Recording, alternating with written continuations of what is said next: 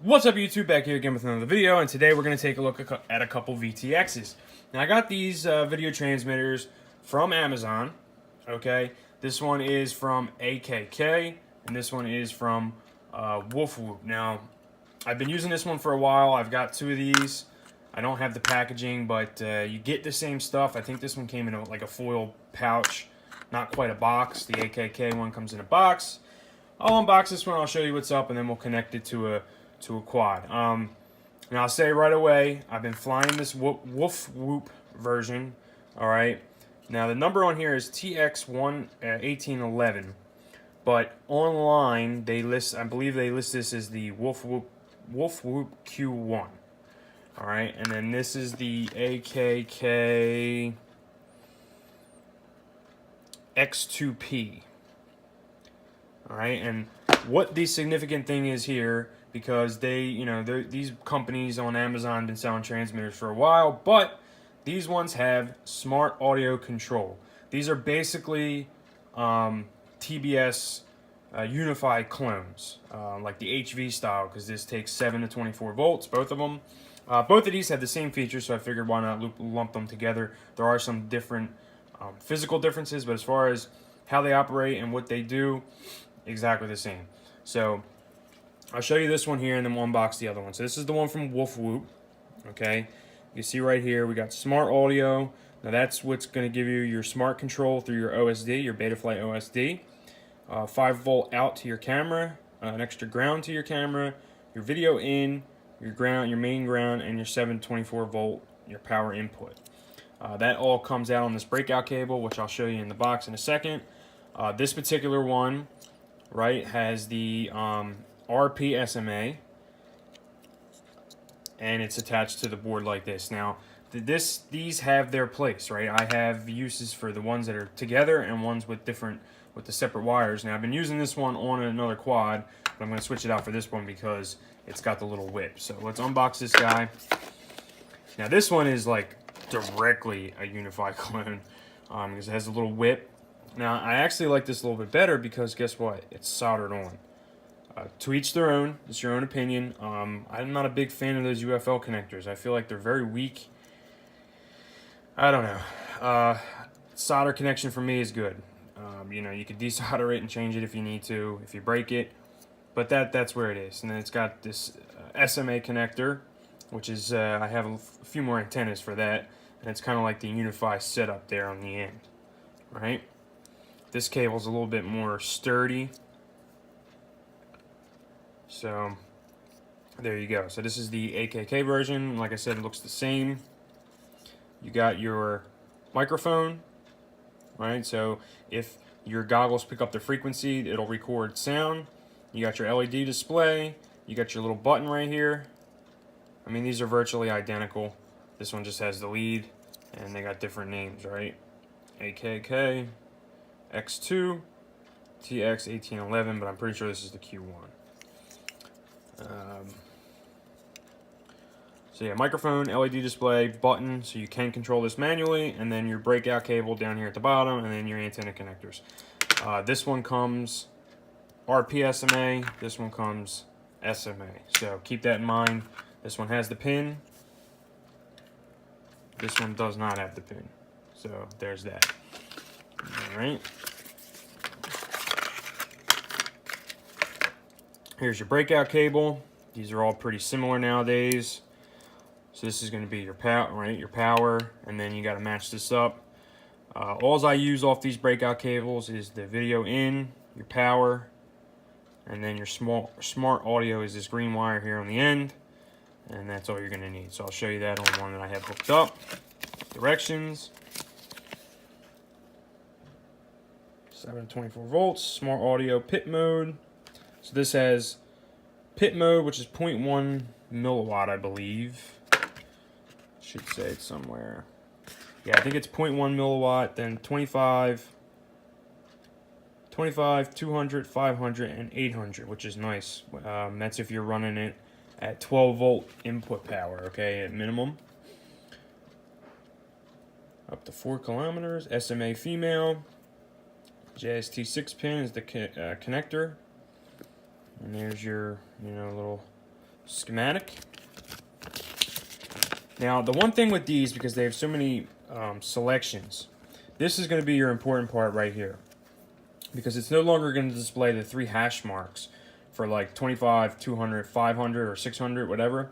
Now it's going to display a number, and that number is going to flash rapidly. Again, I'll show you that. But 1's 25, 2 is 200, 3 is 500, 4 is 800, right? So there you go. That's the basics. They both come with the directions, they both come with the breakout cable, and they both come with the transmitter. So, bring in my quad. Okay. Now they even take the same breakout cable, right? So I have this one connected here. I'll show you what I have going on, and then we'll connect this up. So you can see here, here's the breakout cable right here. Okay, it's going to go in. Now every board is going to be different. You have to find out your information on your board. This is a Betaflight F4. Okay. And the way they have theirs connected, the OSD is up here on the top.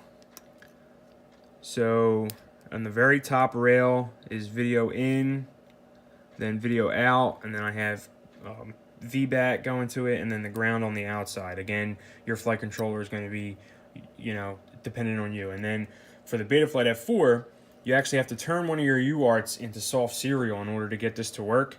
I'll leave a link for Race Day Quads, their website, where you can find the video to turn this port into soft serial. And then also, if you want to do telemetry, you need to change 2 ports. But I have this connected into UART1. Yeah, UART1 TX. So your smart audio wire is going to go to TX. Let's open UART to the TX. So this is on TX1. So pretty similar like every other one. You got video, power, ground, smart control on a UART on the TX. That's all you need to hook up on your quad as far as the physical. And then this is just going to plug in. Alright, so now I'm plugged in. And again, how you decide to mount this stuff is going to be dependent on, your quad, right? Every quad is different. And that's why I kind of figured I wanted to put this video out for both of them, because the cool thing is, with both of these VTXs available, it gives you both options. If you need the fixed antenna, or you need the whip antenna. Alright, so I'm just going to stick that right there. Alright, now my power lead is going to go here. This will go there, so that'll all sit. And then I will just loop this up. And we're going to zip tie this to the little spot on the antenna spot right here. Okay, so let's get my antenna. For this, I'm going to use, again, SMA. I'm going to use a VAS Ion. I just got this antenna, so we're going to try that out. I'm going to try to scoot this wire under here. Alright, try to keep it straight. Now let's go like that. So this is the Hyperlow frame. I really like this frame because it gives you a couple different options for mounting your antennas.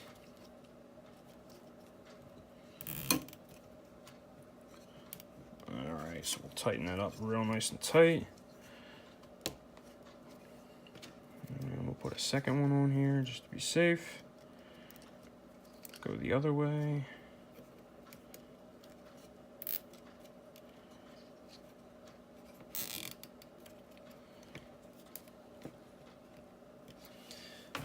Now, I haven't even said what I think to be the best part about these transmitters, because the Unify is $50. Now, if you buy this, are you going to get Unify performance? I don't know. I've never used a Unify. I'm not going to stand here and say, buy this over a Unify, blah, blah, blah. You get what you pay for in the industry. That's how things go. These are basically clones, right? Knockoffs with the features. You know, basically clones as far as feature-wise, right? It's got smart audio. It's got the same output functions and the smart audio control. Leave it up to you to decide how you feel about that. My thing is, this one is $22. This one is $24. So I basically got two of them for the $50 entry price of a Unify. Again, that's your decision what you want to make. I bought them to try them out. I've been using this one for a month, about a month or so. I flew probably 3 or 4 good sessions. Not a problem. The 800 milliwatt, is it going to be as powerful? I feel like the 800 is maybe a farce, but you're getting 5. Like, on 800 milliwatts, this is comparable to my Maytag VTX at 500 milliwatts. Like, I'm getting the same range, the same distance. I'm not noticing it shut down earlier or any difference. Like, compared to, for instance, I have this Mach 1 from Race Day Quads, also a decent VTX for the price, but I feel like this doesn't penetrate as well as like my Maytag does. Even at 500 milliwatts, I'm still getting some breakup earlier than other ones. I like this one better than this one for sure, and this one, these are a little cheaper and it has a little better, has a little better feature set. So I like it for the price. I like it. The price is good. They work well. They hook up easy. There you go. Enough said. I probably said that now 4 different times. So there you go. We're hooked up, right? Again, every quad is different. I have the cable kind of looped up here. It's plugged in, power ground video, and the smart audio. I'll take you over to Betaflight. I'll show you what you need to select in Betaflight. And then I'll take you to the video and we'll go from there. Alright, so we're going to connect into Betaflight. Now, if you have it connected and you know you have it on the correct UART for your correct flight controller, if you were keeping track, actually for this one, looking again, I have it on UART TX5, so UART 5. So we'll go to ports. All right, on the Betaflight F4, all right, I had it on UART 1, all right, so it's TX1. But that one had soft serial and some different things, so I wanted to show you on a different board. So this is a Maytag board now, and you can see this would be like the Maytag Betaflight F3. I know is simple like this, and other boards, but again, you have to check your own board.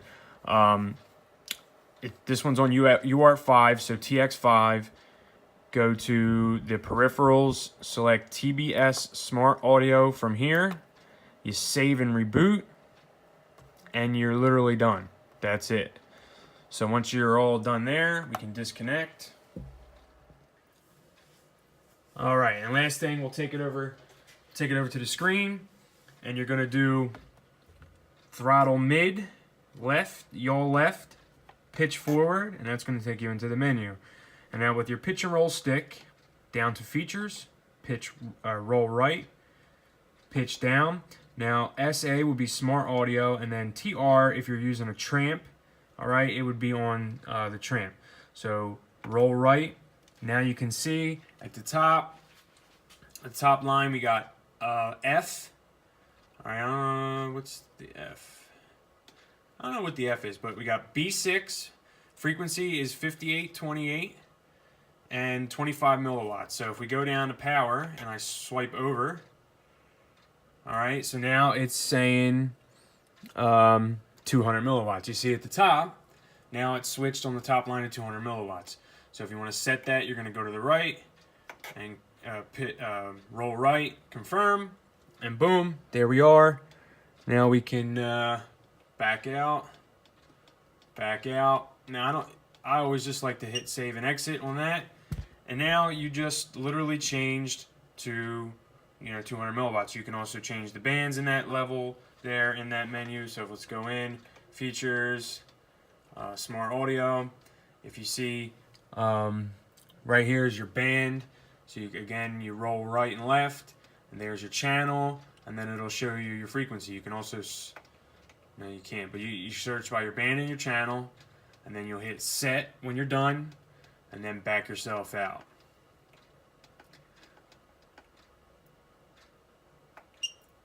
Alright, let's go back to the VTX. I'll show you the button control and the number layout, and we'll wrap it up.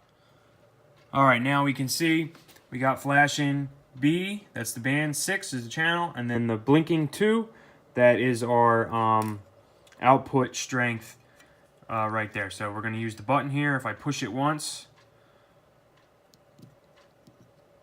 7, 8, back to 1.